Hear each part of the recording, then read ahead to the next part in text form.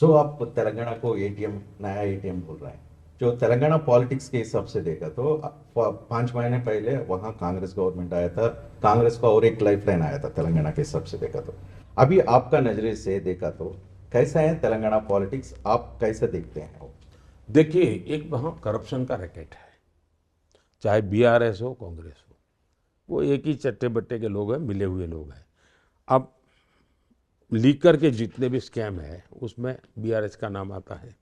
दिल्ली सरकार भी जिसमें फंसी हुई है और पंजाब सरकार के सामने भी तलवार लटक रही है, सब में बीआरएस आता है। अब ये लोग कांग्रेस के अलायंस में हैं, मतलब बीआरएस भी उन्हीं के कट्टे बट्टे में है। तो तेलंगाना के अंदर, और ये double R tax, triple R film, Telangana Telugu film दुनिया में फेमस हो गई। अब ये डबल आर टैक्स आया है, ये डबल आर टैक्स और तबाह कर देगा।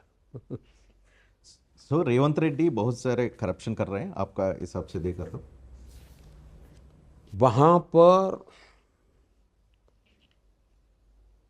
कोई चीज ऐसी नहीं छोड़ी जा रही कि जिसमें कट कमीशन ना हो। सो तेलंगाना पॉलिटिक्स में इस बारे आपका पार्टी का परफॉर्मेंस कैसा देख सकते हैं? पहली बात है, लोकसभा के चुनाव में पूरे देश में जो देख रहा हूं मैं, इसको राज्यों की राजनीति से काफी ऊपर उठ चुका है। ये लोकसभा का चुनाव राज्यों की राजनीति से काफी ऊपर उठ चुका है, और ये मैं इसको अच्छी निशानी मानता हूं। और ये मैंने 2014 में भी देखा, 2019 में भी देखा, और जो शुरू में आपने सवाल पूछा था इसमें का जवाब इसमें भी है। ये 2014 और 2019 के चुनाव में थोड़ा बहुत भी राज्यों की स्थितियां, छवि का असर रहता था। 19 में तो काफी कम हो गया था। 24 में तो मैं देख रहा हूं कि देश का जनमन, देश के लिए चुनाव, देश के भविष्य के लिए चुनाव, लोकसभा के लिए चुनाव, प्रधानमंत्री कौन बने इसके लिए चुनाव, इस पर केंद्रित है। और जो इंडी अलायंस को तकलीफ हो रही है वो इसी बात पर हो रही है कि भाई पहले नाम तो बताओ आपका प्रधानमंत्री कौन, किसको दे। फिर वो कहते हैं कि चुनाव, अब एक भी पार्टी 272 सीट नहीं लड़ रही है जी। जब बीजेपी की सेवा कोई भी पार्टी 272 सीट न लड़ती हो तो जीतने का तो सवाल ही नहीं है। जब 272 सीट नहीं लड़ रहे हो तो सरकार बनाने का प्रश्न ही नहीं उठता है जी। कम से कम 250 सीटों से ज्यादा लड़ने की नौबत ही नहीं बची इनकी, ये हाल हो गया। 400 सीट बैठ लेकर के बैठे हुए किसी जमाने में आज 272 सीट नहीं लड़ा पा रहे हैं।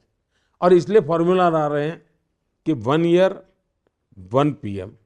अब मुझे बताइए कि मान लीजिए खेत है, या तो 10-12 खेत किसान इकट्ठे होकर उनके खेत है, और 10-12 किसान तय करें कि भाई अपने पानी के लिए ट्यूबवेल करना होगा, और कोई जानकार व्यक्ति बताएं कि अगर आप 100 मीटर यहाँ खुदाई करेंगे तो आपको पानी मिलेगा, और आपके सब खेतों के लिए पानी 100 मीटर तक जाना पड़ेगा।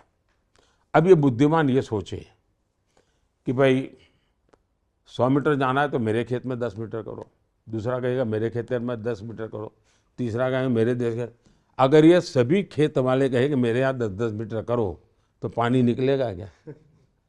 पानी तो एक जगह पर 100 मीटर करोगे तब निकलेगा जी। अब ये एक साल के लिए प्रधानमंत्री बनाने जाएंगे जी, देश का भला नहीं हो सकता है जी।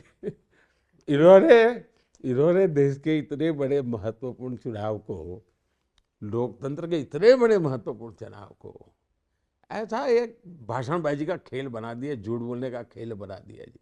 They are non serious. वो सत्ता के लिए सीरियस है, देश के लिए सीरियस नहीं है। हम देश के लिए सीरियस है। इतना बड़ा फर्क है जी।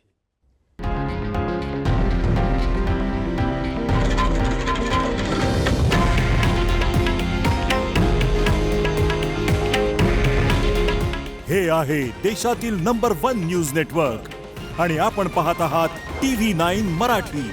काळजी तुमची, हित महाराष्ट्राचं।